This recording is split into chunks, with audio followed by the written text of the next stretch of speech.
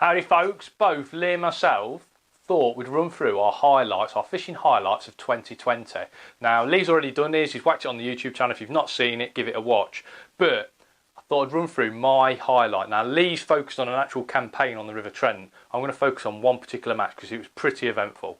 The scene is Evesham on the River Avon. I love visiting Evesham. I visit there a couple of times during the season, usually during the summer months, in an attempt to maybe qualify for the big money final. Now I've won the big money final in the past, so Evesham doesn't really owe me anything, but I love the fishing. It's hard, but it's really rewarding when you get a result.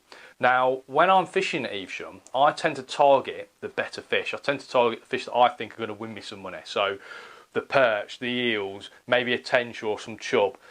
I fish feeder a lot, and one fish that has always eluded me has been a barbel. I've never even hooked a barbel at Evesham, and considering I fish a feeder a hell of a lot or fish big baits on a pole, I mean, it's unbelievable I've never even hooked one.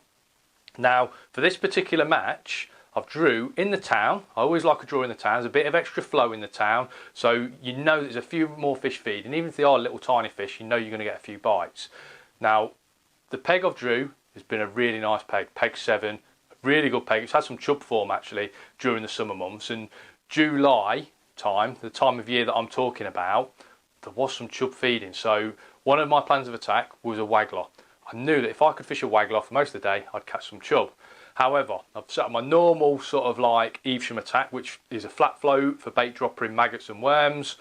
And also I've set up my maggot feeder. That maggot feeder comes out everywhere I draw at Evesham. I love fishing it. I think it's a real nice way of resting your peg and maybe catching a few eels as well. Started off the match 7 metres, which is about as far as I could hold my pole because it was quite a nasty wind.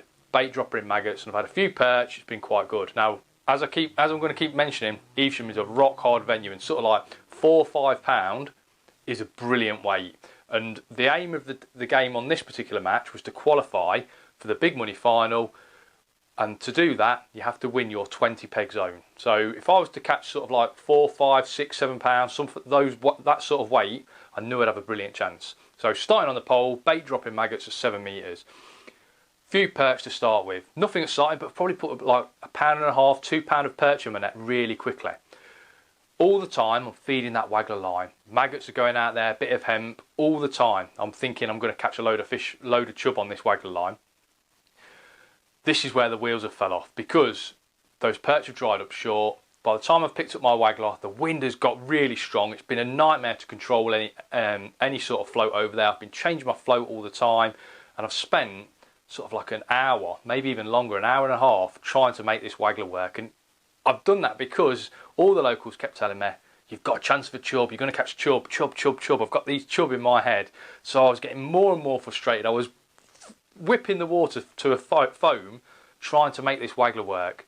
And it just was never going to work looking back. The wind was awful, the conditions were wrong. I should have known really. But an hour and a half in of me getting more and more frustrated, I've tried to settle down, because I know that the peg's good enough, and I know that I need this low weight to qualify, and I'm halfway there with these perch that I've got early on. So next step is to cast the maggot feeder slightly downstream. Obviously I've been loose feeding the line for that waggler sort of 3/4 of the way across. If I was to cast my maggot feeder slightly downstream, well obviously I'm going to catch loads of fish that have settled maybe on that loose feed. So maggot feed has been my next plan. I'm getting bites all the time. You know, you'd leave it in the water 5 minutes, you'd get a little bite, missing every single one. I honestly, you cannot believe how frustrated I was getting. And then I changed my rig slightly. I changed it from a sort of a bolt style rig to a paternoster style rig, because I was in the end I was fishing quite a long way downstream. And then I started hitting the odd bite. I messed around with how I was hooking my maggot hook bait and what hook baits I was doing. I was hitting the odd bite, and I felt that things were just going about, just going right. And then a boat chugged around the corner as quietly as anything. I just didn't notice it. It's picked up my feeder gear, and before I know it, it's ripped all my kit off. Listen, it happens to everybody. This was turned into a proper nightmare match. I had to go back to the van to get some more feeders. So I walked back to the van. It's only 15 metres behind, so I left my feeder box in the van. Walked back to the van. I could see the guy downstream of me. He's netting a fish, or it looks like he's netting a fish. As it transpired, he'd actually dropped something in the water and he was fishing it out with his landing net. But obviously I'm thinking, everyone's catching. I'm thinking this guy's just netted a fish. I'm getting bites, I can't hit them. I've just had all my feeder gear ripped off. My head is falling off. While all this is going on, I just sort of really settled myself down. I thought, right, I've got half of the match left. Let's make something happen. Let's just calm myself down and start again. So I went back to that line where I caught some fish early on, 7 metres. I put some more maggots in and I started my match again, just to sort of have a reset, press the reset button. I caught perch, then I got bit off by an eel. Another nightmare scenario was starting to unfold. So I put on a slightly heavier hook length, well, a much heavier hook length, sort of 0.16. My main line was only 0.14 on this particular rig. I've caught another eel, and I'm thinking this is going all right now. I'm just about getting on top of things before I've struck, clunk, and everything has gone solid. And when I mean solid, it's proper solid. And then it's gone donk, donk, donk, and you can feel it nodding. I thought, this is a big fish. Now, the elastic that I like to use for eeling at Evesham and perch fishing is an 8 to 10, a midi high vis 8 to 10, and I use a metre of it. So only a short length. So basically when I strike, I'm setting the hook quite firmly, but I can lift really quickly off the bottom, because obviously eels are a nightmare for getting in snags, and a lot of the perch, because they've got hard mouths, I don't want to play them for too long. I just want to swing them straight in if they're sort of those 4 to 6 ounce dumpy fish. Obviously that short length of elastic, when you hook a monster, is no good. So no matter how fast I ship my pole sections together, I've ended up with 16 metres upstream. This fish is kited upstream, and I'm running out of pole, and it's gone dunk. And obviously it's bust me because I've got no elastic to absorb anything. I've run out of room. It was 100% a barbel. First barbel I've ever hooked at Evesham, and obviously this match is just not going to plan at all. I'm really, really annoyed now.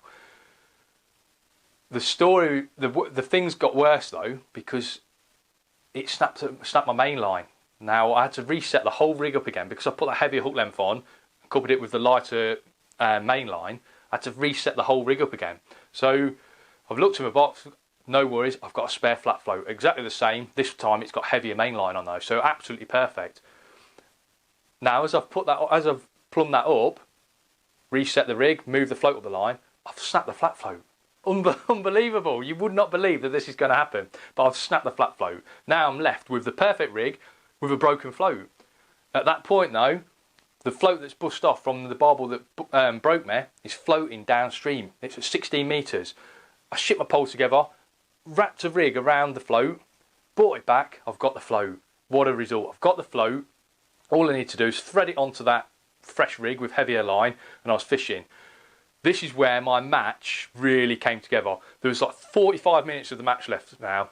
I know there was obviously a few fish around. In my head, I'm thinking if I can just add to those perch and that eel that I've caught, I've got an outside chance. I knew there was obviously the odd barbel feeding because I've just hooked one, I've lost one. So what I've done is I've upgraded my elastic. I've got to mention the elastic because I've used it for a lot of my carp fishing. I've got to get a bit of a product plug. It's that stuff. It's this yellow reactor core, Saturn I think it's called. Saturn is the name that they like to call it. But a slightly stronger hollow elastic. Obviously through 3 sections, it's basically my carp fishing elastic. So if I did hook a barbel, I could sort of like give it some elastic, let it run for a bit, and it'd give me a bit more time to get some pole sections up.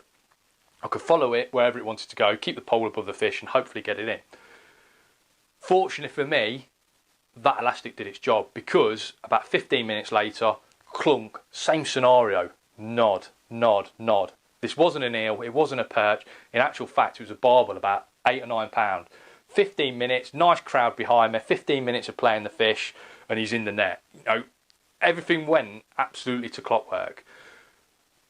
About 10 minutes later, I've done exactly the same thing. I've refed some maggots, laid that flat float rig in again, clunk. I mean, this Evesham is, as I keep saying, Evesham is a notoriously hard venue, and to catch, well, to hook 3 barbel is just amazing. Basically, to get 2 of them out, to me, was just like a dream come true. I've hooked this 3rd barbel, played it for 5 minutes, slightly smaller one, sort of like 6 pounds, something like that, to go with my net of fish. I've had two beautiful barbel to go with my bits and bobs, my other net of fish. Won the match comfortably. I had £20, qualified for the weekend final.